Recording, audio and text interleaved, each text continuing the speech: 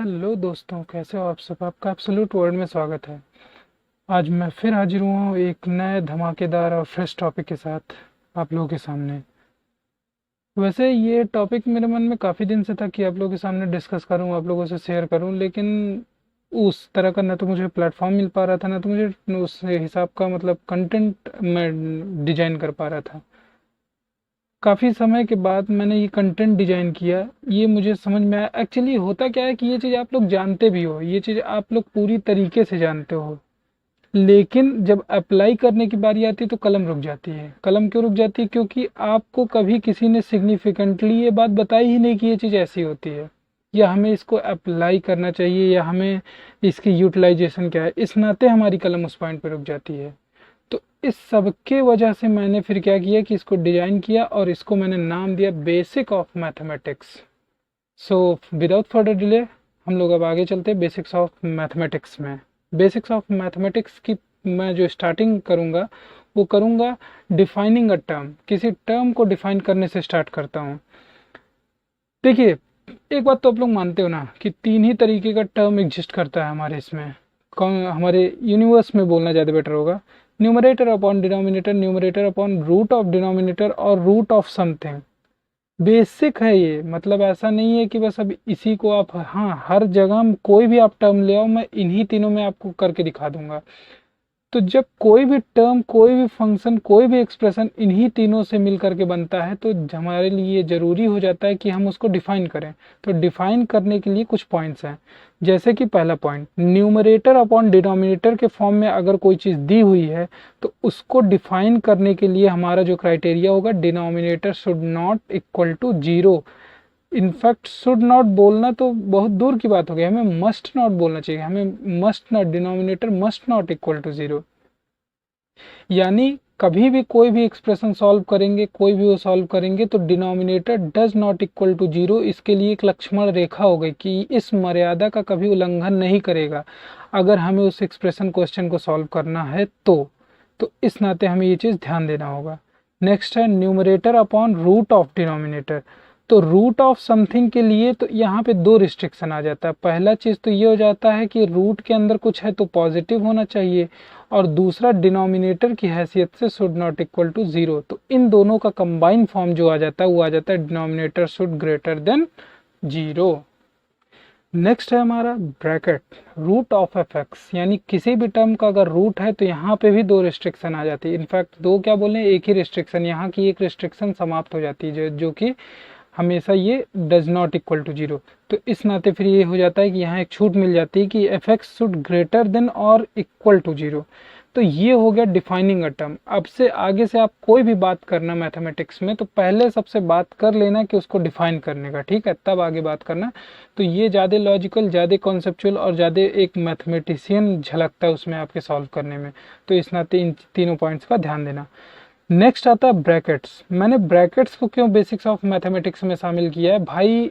मान जाओ एक चीज़ तो मतलब मैं कहूँगा कि आजकल के ये जो नए नए लोग हैं ना, अब चाहे वो पढ़ाने वाले, चाहे जिनको, मैं किसी को क्रिटिसाइज करना नहीं चाह रहा, लेकिन हाँ एक चीज़ है कि मतलब ब्रैकेट वैकेट की कोई मर्यादा ही नहीं रहेगी भाई। मतलब जो मन में आ रहा है आदमी वो पेश कर रहा है। अभी मैं रिसेंटली कई वेबसाइट्स पे सर्च किया ये सब सारे कंटेंट, तो मुझे दिख रहा है, मैंने इनवर्स ट्रिग्नोमेट्रिक फंक्शन इनफैक्ट जो प्रीवियस वीडियोस में एक्सप्लेन किया है उसके ब्रैकेट्स वगैरह पे भी कोई ध्यान नहीं है। कोई भी कभी क्लोज कर दे रहा, कभी ओपन कर दे रहा, डोमेन रेंज को डिफाइन करते समय इस सब पर कोई ध्यान ही नहीं है। इस नाते मैंने इसको मेन वो किया।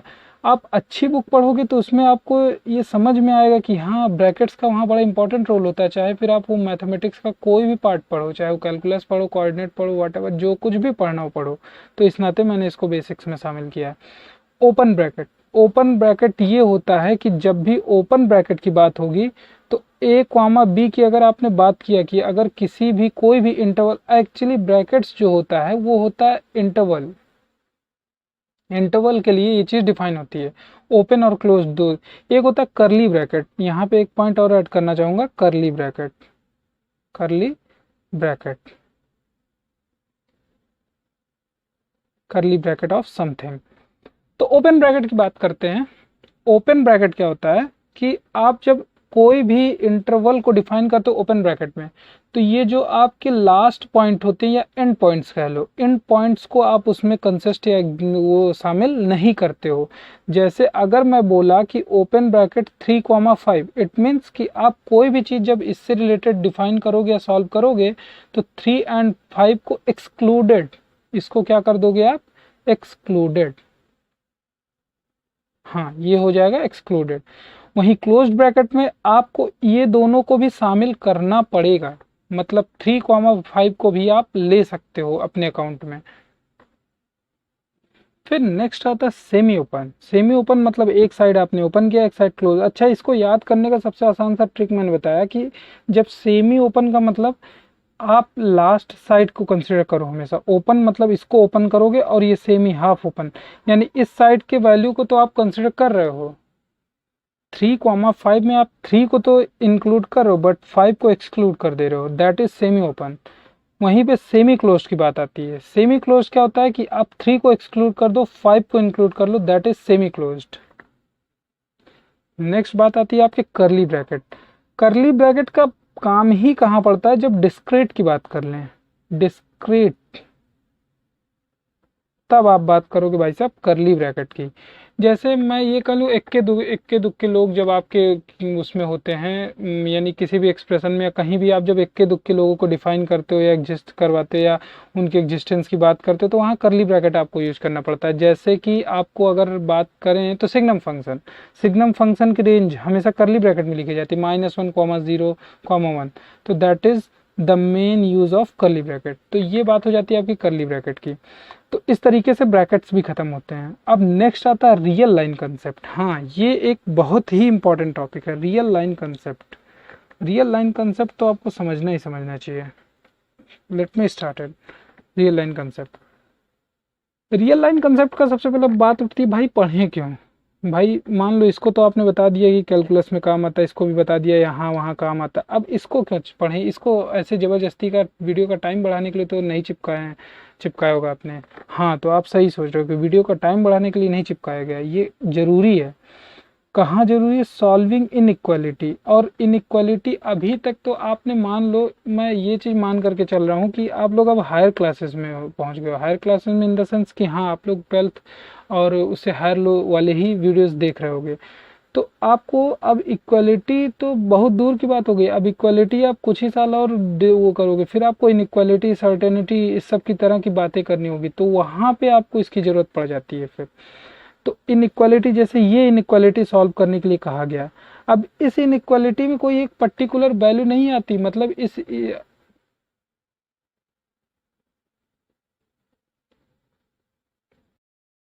आई एम सॉरी दोस्तों, लिटरली सॉरी, मैंने इसको जो है आप लोगों को दिखाया नहीं। हाँ, तो मैं इस एक्सप्रेशन की बात कर रहा था कि जब आप इसको सॉल्व करना चाहते हो, x-3 x-2 upon x-5 greater than 0। अब इस इनइक्वालिटी को आपको सॉल्व करना हो तो आप कैसे सॉल्व करोगे, तो इसी का मेथड मैं अब आगे डिस्कस करने जा रहा हूँ। बहुत ही सिंपल मेथड है। पहले स्टेप वाइज चलते हैं। Equate all the terms by 0। इसमें जितने भी टर्म दिए हुए हैं सबको 0 से इक्वेट कर लो, that is x equal to 2, 3, 4, 5। ये अब ये कई बार होता है ना कि इसको नाम देने की क्या ज़रूरत है। ठीक है, ये मान लेते हैं कि ये हमने जब 0 से इक्वेट किया तो ये रूट्स ही मान लेते हैं समटाइम्स कि ये हमने जब 0 से इक्वेट किया तो जितने term numerator denominator irrespective of numerator and denominator हमें 0 से इक्वेट कर लेना। ठीक, next one, arrange them on number line. इसको नंबर लाइन पे अरेंज करने से ही इसका नाम पड़ा रियल लाइन कंसेप्ट। तो इसको नंबर लाइन पे अरेंज कर लेना है।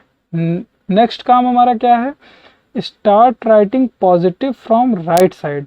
अब देखो आप 5, 3, 2 इसको कर लिया। अब नंबर लाइन पे हमें राइट साइड जो एक्सट्रीम वैल्यू है वहां से पॉजिटिव लिखना स्टार्ट कर देना है। उसका एक लॉजिक है। जैसे इन तीनों में अगर बात करोगे तो सबसे बड़ा क्या है, 5 है। अब 5 से बड़ा कोई भी नंबर लोगे तो सब्सट्रैक्शन अगर आप कर रहे हो तो सब्सट्रैक्शन में ये क्या होगा, ये हमेशा पॉजिटिव आएगा। मतलब इसको भी ये, अब यहाँ पे 6 ले लिए तो ये भी पॉजिटिव, ये भी पॉजिटिव, ये भी पॉजिटिव।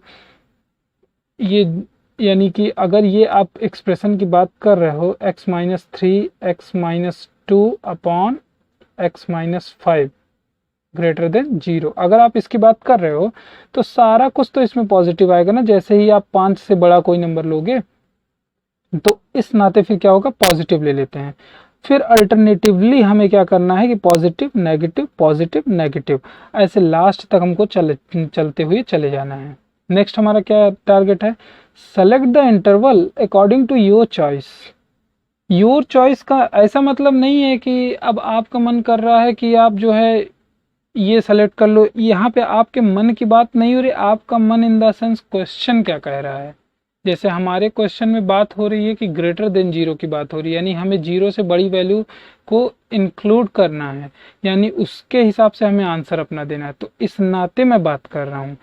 तो यहाँ पे फिर मैंने मेंशन किया ना कि in our question we have to take positive क्या, पॉजिटिव वैल्यू ऑफ एक्स। हाँ, तो पॉजिटिव वैल्यू ऑफ एक्स।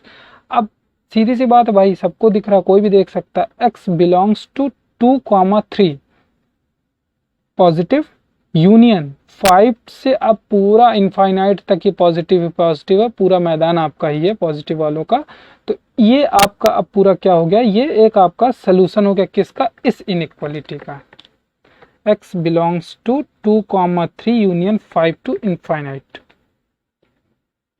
इसके लिए मैं थोड़ा आपको और एक्सप्लेनेशन देना चाह रहा हूँ कि कैसे आप मानोगे कि ये सही होगा। देखिए मैंने यहाँ पे एक एग्जांपल लिया, अब मैं आपको हर एक पॉइंट 6 लेता 7 लेता ये सब करके दिखाता, इससे बढ़िया मैंने ये दिखा दिया कि जैसे ही आप इसके अलावा कहीं पे भी वैल्यू ले लोगे पॉजिटिव जो मैंने बताया है, तो आपकी वैल्यू नेगेटिव होने लगेगी। x इक्वल टू 4 ले लो, it is not between 2 and 3 और एंड 5 टू इनफाइनाइट, इसके बीच में भी ये नहीं है। तो इसके अलावा आप कहीं पे भी वैल्यू ले लो। तो बस अब देख लो भाई, 4 - 3 4 - 2 अपॉन 4 - 5, ये पॉजिटिव लेकिन ये नेगेटिव, तो ओवरऑल रिजल्ट क्या हो गया, नेगेटिव। तो इस तरीके से आप समझ पा रहे हो ना आपकी, जब इस इनइक्वालिटी के सॉल्यूशन की बात आई तो इस इनइक्वालिटी के सॉल्यूशन में हमें इसका ग्रेटर देन 0 वाली वैल्यूज लेना था। तो इस हिसाब से ये real line concept fully proved है और ये पूरा फुली प्रूव्ड प्लान है। अच्छा, हम ये सब काम कर पाए, हम ये पूरा भागवत बांच पाए, हम ये पॉजिटिव नेगेटिव को बता पाए, कब बता पाए, यहाँ पे एक सबसे इंपॉर्टेंट पॉइंट है कि x का जो कोफिशिएंट है, coefficient of x should positive, और शुड की जगह मुझे तब और खुशी होगी जब आप लोग मस्ट लगा करके काम करोगे। तो इस तरीके से हमें ये चीज ध्यान देना था कि x का कोफिशिएंट शुड पॉजिटिव। तो आज की वीडियो यहीं खत्म करते हैं। आज हमने क्या क्या सीख लिया, defining a term, brackets and real line concept. Real line concept का भी एक और अपग्रेडेड वर्जन है, उसको मैं नेक्स्ट वीडियो में डिस्कस करूंगा क्योंकि वीडियो ज़्यादा लंबी करने का मेरा कोई मूड नहीं है। ओके, तो आज का टॉपिक हम यही समाप्त करते इस वादे के साथ कि एक नए धमाकेदार चटपटेदार टॉपिक के साथ फिर हाजिर होऊंगा आप लोगों के बीच। तब तक के लिए थैंक यू, धन्यवाद, दैट्स इट।